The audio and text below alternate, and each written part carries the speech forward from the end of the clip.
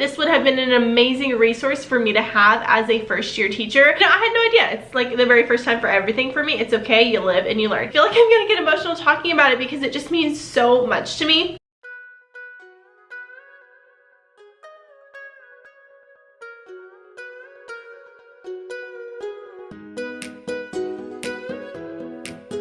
Hey guys, welcome back to my channel. My name is Maylene Call from Mrs. Call's Campers. I was a first grade teacher in Middle Tennessee. Oh my gosh, this video is so sad. In all reality, you guys, if you're new here, I just finished my very first year of teaching. It has been absolutely incredible. I do have teacher vlogs coming out. I am way behind, but that just means that you'll get to enjoy them over the summer a little bit. That being said, I am doing a super fun collab today with a ton of teachers.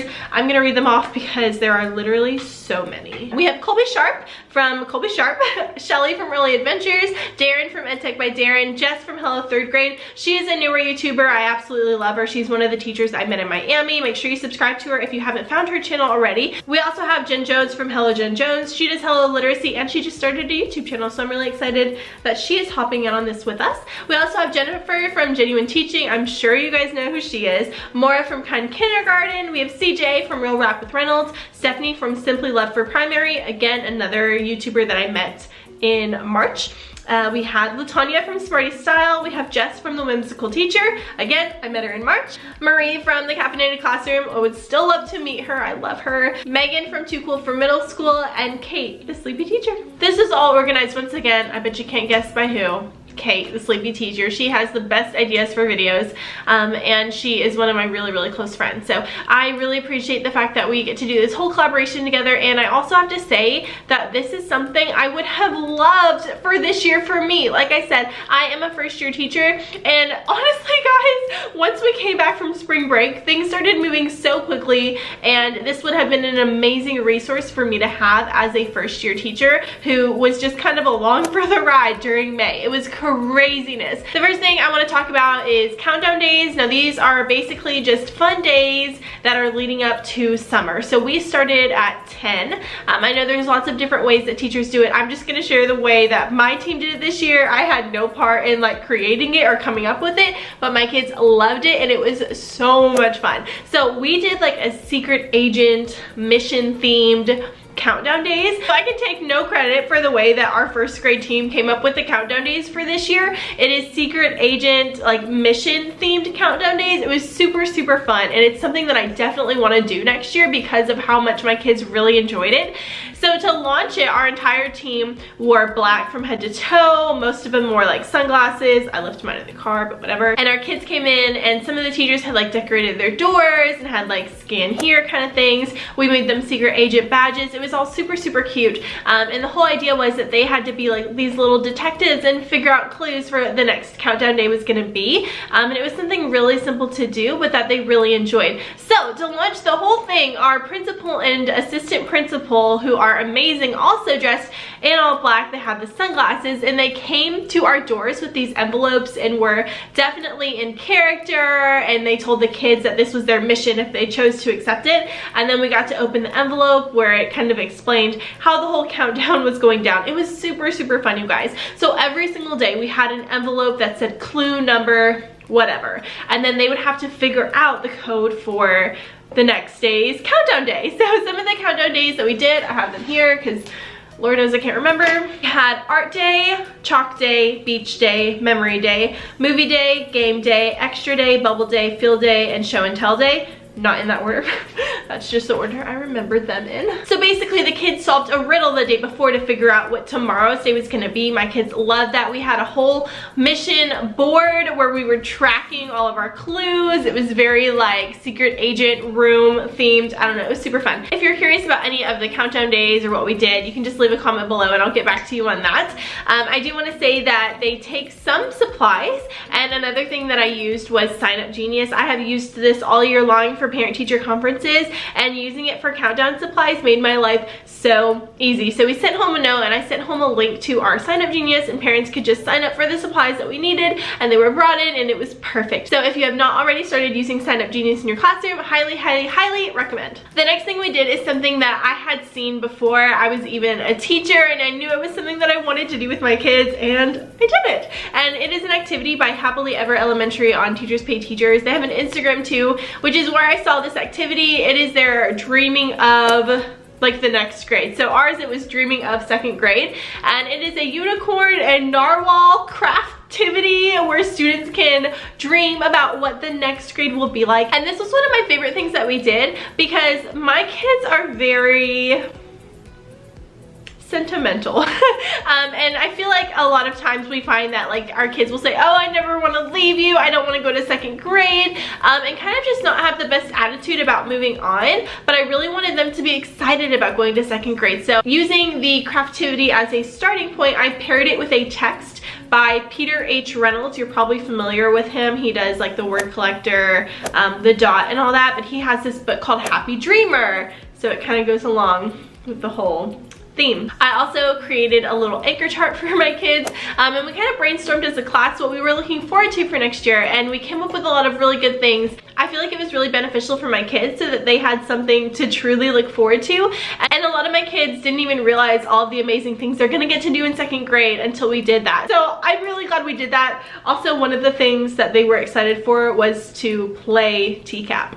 If you don't know what TCAP is, it is our state assessment that our 2nd graders start taking. One of the teachers that's right next door to me did a baseball themed like getting ready for TCAP, and I think my kids think TCAP is a game now, so I just love their little brains. Okay, back to the activity. My kids loved it. They thought it was adorable, and they got to write a little bit about going to 2nd grade. I feel like it really made them feel better about this transition. The next thing I want to talk about is our little memory board. You guys have probably seen this if you follow me on Instagram. It is based off of something that the superhero teacher created for one of her room makeovers in Arizona, and I thought it was super, super fun, and I wanted to recreate it for 1st grade. So the bulletin board basically said, we all have a story, let's write ours together.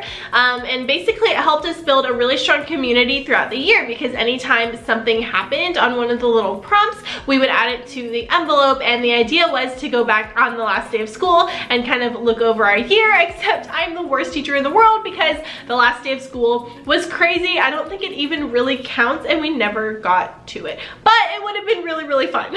But like I said, throughout the year we just added all the different things that we did, and that way it would be kind of like a time capsule for us at the end of the year. I'm super sad we didn't get to it because we put all the work in the whole year for it. I literally feel like the worst, but that's okay because we still had a great year. It's fine, it's fine. Literally the last day of school was them playing games for game day, for our countdown day, writing on the whiteboards, and all the teachers moving things out of their room. So I should have thought about that sooner, but you know, I had no idea. It's like the very first time for everything for me. It's okay, you live and you learn. The next one, and this is my favorite thing that we did for the end of the year. It's something that I was also working on all year for them, but they had no idea about, and I feel like I'm gonna get emotional talking about it because it just means so much to me. But I decided that I wanted to do an end of the year video for my kids, so I have taken pictures and videos of them all year long doing things, then I edited them into one 12-minute video. So the songs I used for the video, Can't Stop the Feeling, because it's a super fun like upbeat song that my kids love, and then Me by Taylor Swift, because I feel like it's just a fun like kid song. And then the last one was Long Live by Taylor Swift, and this is one of my favorite songs by Taylor Swift. I feel like it's always gotten me very emotional, but it really applies to how I feel about this year as a whole. I, however, do not recommend putting that song in your end of the year video because it made my kids bawl their eyes out. Not even kidding. So the first song, which was Can't Stop the Feeling, I had like a bunch of really fun clips and dancing clips and things like that. And then the second song, which was Me by Taylor Swift, I kind of put all of our little moments that I captured on camera that were super sweet, and then just being silly and being themselves. And then the last song, which was Long Live, I just did like picture slideshows, and I kind of like timed some of the things with the lyrics, and some of the lyrics are, if you have children someday, when they point at the pictures, please tell them my name. Like just like sweet things like that. And I I filmed like our yearbook page and put it in there. I filmed our class picture page and put it in there. And at the very end of the video, I had a little voice clip from me and I put the words up on the screen for them and I just said, "Dear students," and I gave them a little message and they watched it and they cried their eyes out. I'm talking like ugly crying for 30 minutes. It was crazy. But I really wasn't expecting them to react that way. And then, of course, later in the day, they wanted to watch it again. I was like, okay, but don't cry. Some of them still cried. So all of this happened on the day before the last day of school, which was Thursday. And then on the last day of school, the very last thing we did was we watched it again. And most of my class could keep it together, but a lot of them still cried. But to me, this was one of my favorite things that we did because it's something that both me and my students are going to treasure forever. And originally I wanted to burn them onto like DVDs and let them take it home, but I ended up not having enough time to do that. So what I did instead, which I kind of like better, I don't know, I feel like the DVDs would have been nice to like give them a physical thing, but also I'm not sure how many of them could watch them at the same time. What I ended up doing was creating an unlisted video on YouTube for my kids, and then I created a QR code, I gave them a YouTube link, I gave them a bit.ly link for them to access it and so they could have it forever. I just gave them this little slip that said like, here's a memory for you to keep forever and all the different ways that they can access it. I'm also going to email it to their parents. I've already sent it out on Dojo,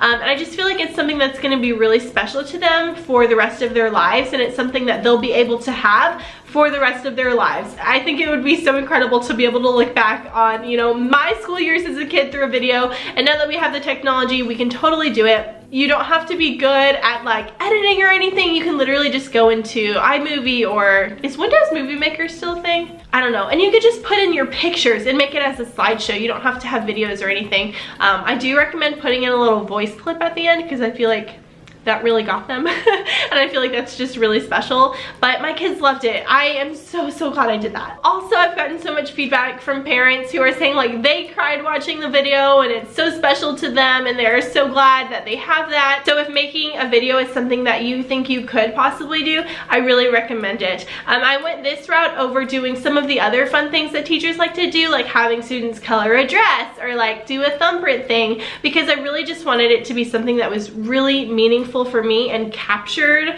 what our year was. So an end of the year video seemed to fit perfectly, and that's all I have for you guys. I hope you enjoyed this video. I hope I gave you at least some good ideas. Like I said, I was struggling to come up with things for the end of the year, so I'm really excited that this playlist now exists in the universe for you and me to appreciate. If you have any questions about end of the year activities, go ahead and drop them in the comment section below, and make sure you check out the complete playlist that is in the description box so you can get plenty of ideas for next year, because let's face it, you can never be too prepared. Like I said, the activity that I did with my students, I had planned when I was student teaching. So I know these videos are gonna be so useful to you guys. Thank you so much for watching. Make sure you give this video a like, subscribe if you're not already, and I will see you in the next one.